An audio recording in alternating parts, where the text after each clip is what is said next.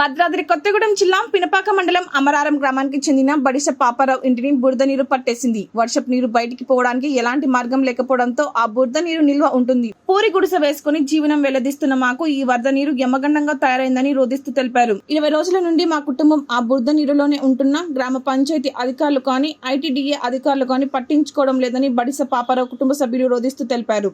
ఎన్నాళ్ళు ఈ బురద నీటిలో గడపాలని వారు అధికారులను ప్రశ్నించారు. తమకు గాని తమ కుటుంబ సభ్యులకు గాని ఎలాంటి ప్రమాదం వాటిల్లిన అధికారులే పూర్తి బాధ్యత వహించాలని ఆయన అన్నారు. ఇకనైనా అధికారులు స్పందిస్తారో లేదో వెయిట్ చేయాల్సిందే.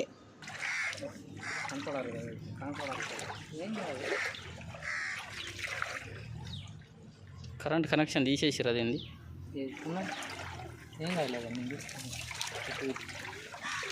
అటు లోన్ కూడా లోన్ కూడా లైట్ వస్తుంది.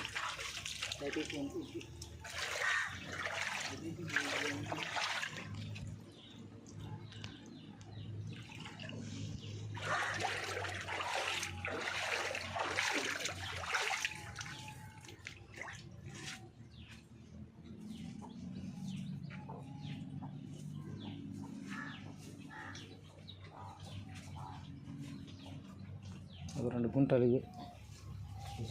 అలా కనపడదు కనపడదు.